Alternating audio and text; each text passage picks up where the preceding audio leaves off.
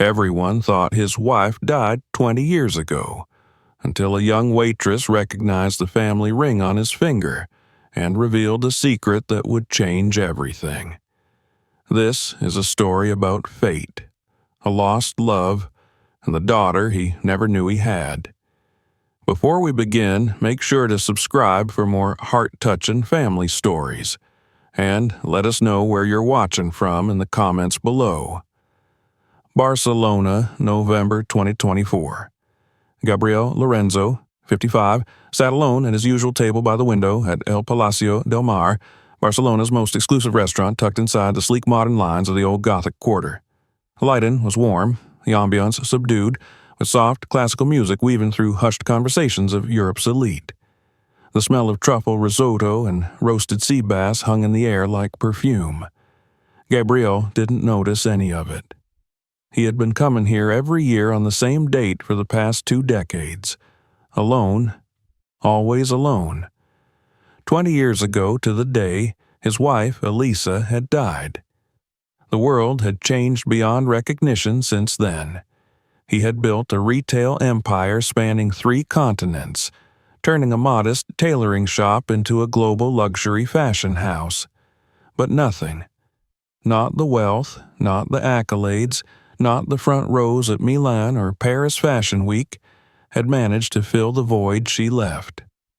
His tailored charcoal gray suit was Tom Ford, and his shoes custom-made Berluti, but the only thing he cared about was the ring on his left hand, a family heirloom passed down through 5 generations. It was striking. A wide band of antique platinum holding a rare Burmese ruby, surrounded by tiny, flawless diamonds. The kind of ring that looked like it belonged in a museum, or a legend. Only 3 such rings existed. One was buried with his grandfather in Valencia. Another was presumed stolen decades ago during the Spanish Civil War. And the third? It was this one, Gabriel's, the last link to a bloodline that once commanded royalty's attention. He sighed, swirling the last of his wine as if trying to stir up courage from its depths. The restaurant staff knew better than to disturb him, except for one young waitress who hadn't worked there the year before. Her name tag read Luna. She approached the table with a bottle of red wine tucked professionally under her arm and a shy smile. "Would you like another glass, Senor Lorenzo?" Her voice was soft, respectful. He looked up for the first time that evening.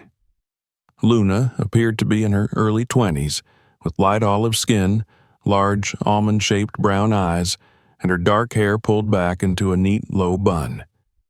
She carried herself with grace, but something about her seemed tentative. "Yes, please," he replied. As she poured the wine, Gabriel noticed her eyes flickering toward his hand, specifically his ring. Her expression subtly shifted from professional calm to astonishment. "Is something wrong?" he asked, lifting a brow. She froze for half a second, as if debating whether to speak. Then, in a quiet, almost embarrassed voice, she said, "Forgive me, sir. I just noticed your ring. My mother has one exactly like it." Gabriel felt his heart skip a beat. He stared at her, confused. "I beg your pardon?" "The ring," she said, pointing gently. "My mom's had one just like it since I was a little girl. She told me it was very special, family history and all.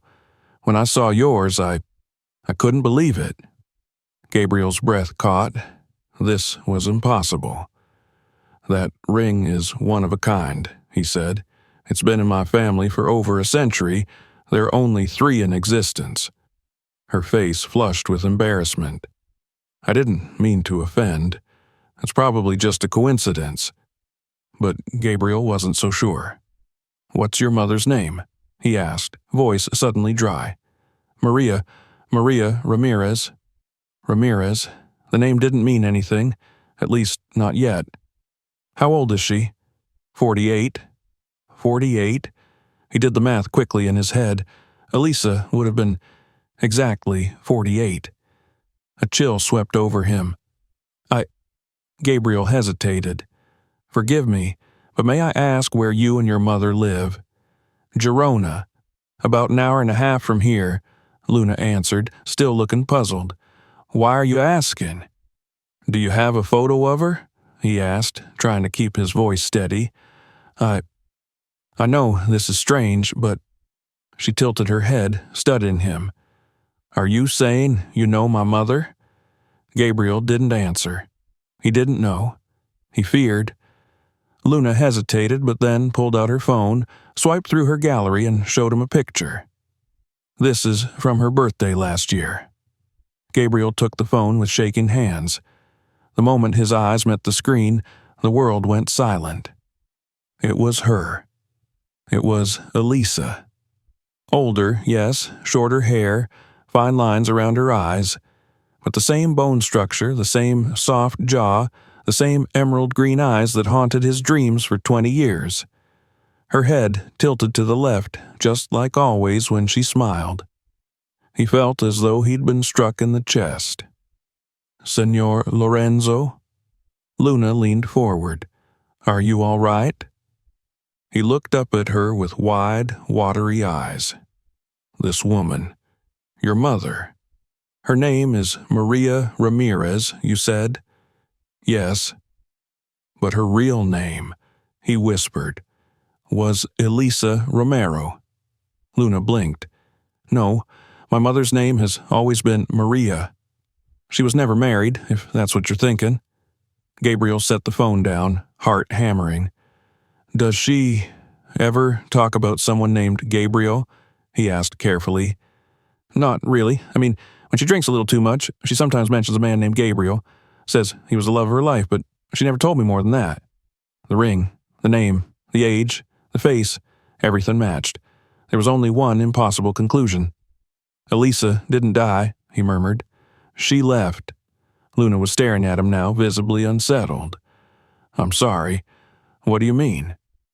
Gabriel stood abruptly, the legs of his chair scraping against the marble floor. The guests at nearby tables turned toward the commotion. He didn't care. "I need to see her," he said. Luna took a step back. "Sir, it's nearly 10 p.m., and she's in Girona." "I don't care. I'll pay you.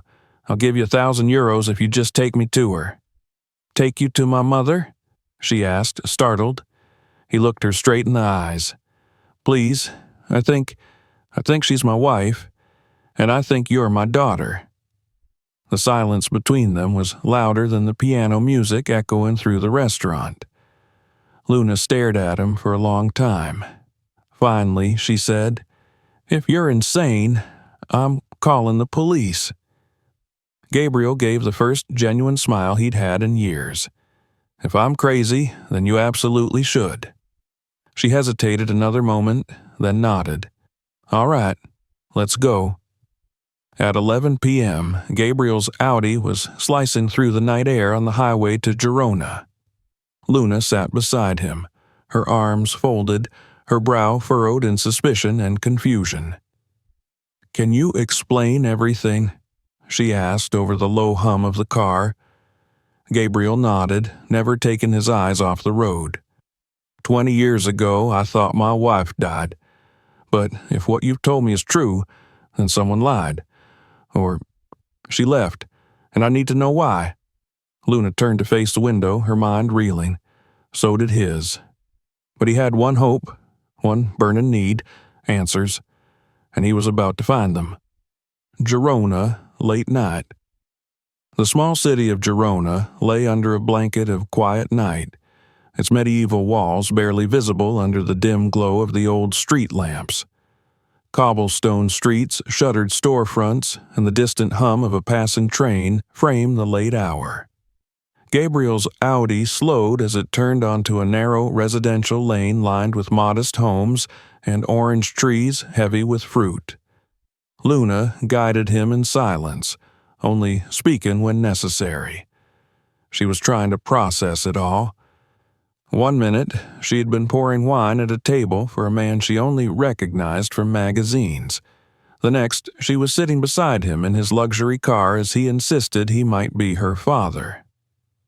"This is it," she said quietly, pointing to a modest yellow building with white shutters. Gabriel parked by the curb. His heart pounded so loudly he was sure she could hear it. Hands trembling, he stepped out of the car and followed Luna up the short walkway. A soft porch light flickered overhead. The night smelled of jasmine and autumn wind. Luna knocked gently on the door. "Mama, it's me. Open up." A shuffle of feet inside, then the door creaked open. A woman appeared in the doorway, wearing a light robe and slippers, her dark hair loose from sleep. Her face was free of makeup, tired from age but still delicate. When her eyes met Gabriel's, all color drained from her skin. She froze. Gabriel's breath caught. It was her. "Elisa," he whispered. Maria, Elisa, clutched the edge of the door for support. "Gabriel?" Luna looked from one to the other in confusion, her eyes wide with realization and panic.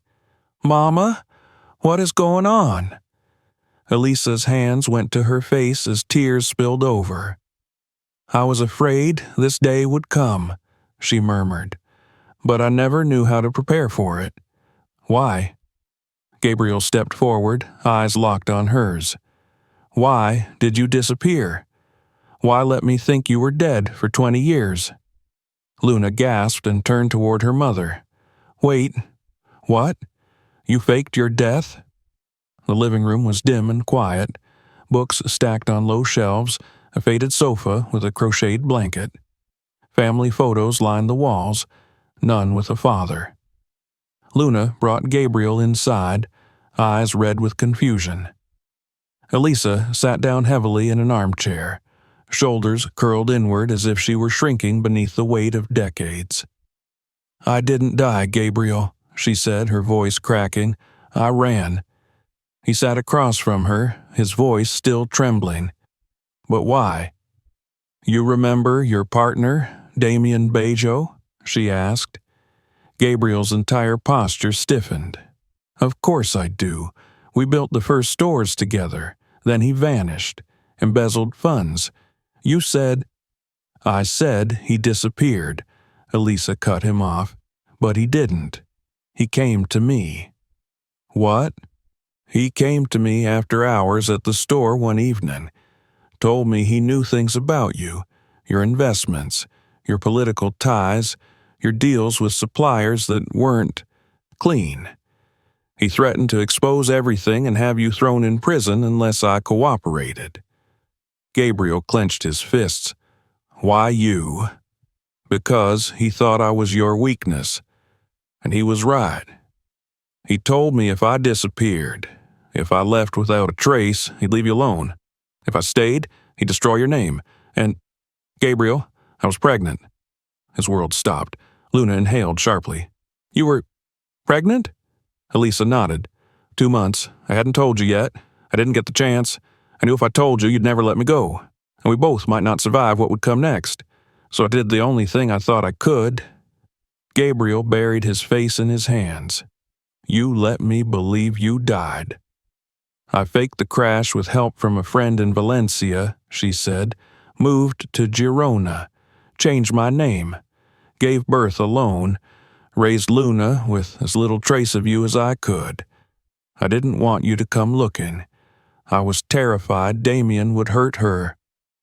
Luna stood in the middle of the room, staring at both of them as if they were characters in a dream she hadn't agreed to enter. "So, all this time, I had a father, and neither of you told me?" "I did it to protect you," Elisa said, reaching out. "I didn't know how to explain. And by the time it was safe again, you were already a teenager. I didn't want to confuse your life." Gabriel turned to her, desperate. "You said when it was safe again." "What changed?" "Damien was killed 6 years ago in a drug raid. I saw it on the news. I thought about coming back, I did. But you had rebuilt your life. I saw your name on magazines and business reports. I thought you'd moved on." "I didn't," Gabriel said. "I never did. I lived, but I never lived." Luna sat down slowly, the weight of it all crashing down. "My entire life," she whispered, "I believed I was fatherless." Gabriel turned to her, eyes full of grief. "I had no idea you existed, Luna. If I had known, nothing would have kept me from you. Nothing." Elisa wiped her eyes. "I'm sorry. I thought I was doing the right thing." There was silence in the room for several minutes, broken only by the ticking of a wall clock and the hum of the fridge. It was the silence of three people trying to reconcile 2 decades of absence. Luna finally stood. "I need some air." "Luna?" Elisa reached for her, but Luna gently pulled away. "I'll be back. I just need to think." She stepped out into the night, leaving her mother and Gabriel alone for the first time in 20 years. Outside, the wind rustled through the trees. Inside, Gabriel leaned back in his chair, face pale but eyes focused on Elisa. "She's beautiful," he said. "She has your grace. She has your stubbornness." Elisa smiled faintly through her tears. He reached into his jacket and pulled off his ring. "She saw this," he said. "That's how it started." Elisa nodded. "I kept mine. I wear it every night before I sleep." "You should keep it," he said. "It was always yours." A long pause stretched between them. Finally, Gabriel said, "Do you ever think, maybe it's not too late? Maybe we can learn each other again?" Elisa looked into his eyes, older now, but still the same ones she once fell in love with. "Maybe," she whispered. "Maybe now, without fear, we can try again." The door opened softly, and Luna stepped inside. Her face was tear-stained but calmer. She walked toward them. "I don't know how to feel, but I do know this. I want to get to know you," she said, looking at Gabriel. He nodded, rising slowly. "Anything you want. Your pace, your rules." She crossed her arms. "First rule, no more lies, ever." "Agreed," he said. "Second rule, I don't want to be rushed. I need time." "Of course," Elisa said, "as much as you need." "And third," Luna paused, then softened. "Promise me neither of you will put your past above what we have now." Gabriel and Elisa looked at each other. "I promise," he said. "I swear it," she echoed. And for the first time in 20 years, the three of them stood together, not as strangers, not as regrets, but as something new. Not perfect, but real. Barcelona, 6 months later. The warm breeze off the Mediterranean carried the sweet scent of gardenia and sea salt across the open terrace of the Hotel Lorenzo, Gabrielle's flagship boutique hotel perched above the glittering skyline of Barcelona. The golden light of early evening cast a soft glow over the rooftop where white linen-covered tables had been carefully arranged beneath strings of fairy lights. It was a celebration, intimate, joyful, and unlike anything Gabriel Lorenzo had hosted before. It wasn't a launch for a new fashion line. It wasn't a business milestone. It was Luna's 25th birthday. The young woman stepped onto the terrace in a soft blue dress that fluttered slightly in the wind. Her dark hair was swept to the side in a loose braid, her olive skin glowing in the sunset.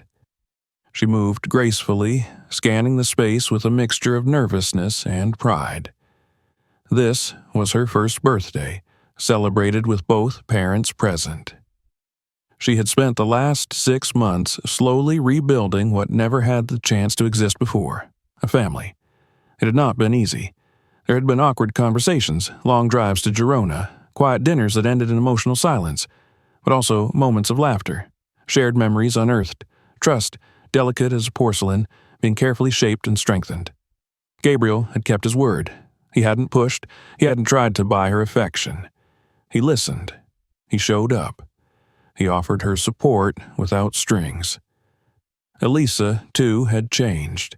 After so many years of survival, she was beginning to breathe again. She had moved into a quiet apartment just a block away from Gabriel's, not as a declaration of anything romantic, but as a bridge, for Luna's sake, and maybe, over time, for her own healing, too. Tonight was not about answers or guilt or unraveling the past. It was about now. "Luna," Elisa called gently from across the terrace, her own figure wrapped in a pale ivory shawl. She beamed, holding out a delicate velvet box. Before the guests arrive. Luna approached, raising a brow. "What's this?" "Something to complete your look," her mother said, opening the box. Inside lay a simple silver necklace with a small teardrop-shaped sapphire pendant. Luna's eyes widened. "It's beautiful." "It was mine," Elisa said, "from before everything changed. I want you to have it now." Luna hugged her mother tightly. "Thank you, Mama." Just then, Gabriel approached, wearing a navy suit tailored to perfection, though his usual corporate edge had softened. He carried a small rectangular box in his hands, wrapped in pearl-colored paper and tied with a gold ribbon. "For you," he said. Luna opened the box. Inside was a ring, not an exact replica of the family heirloom, but something new. Made of rose gold, it bore a refined ruby at the center, framed by 2 tiny diamonds on each side. It shimmered delicately under the lights. "I had it designed just for you," Gabriel said softly. "It's not a replacement for what came before. It's your own, a symbol of your place in this family and of your future." Luna bit her lip as her eyes filled with tears.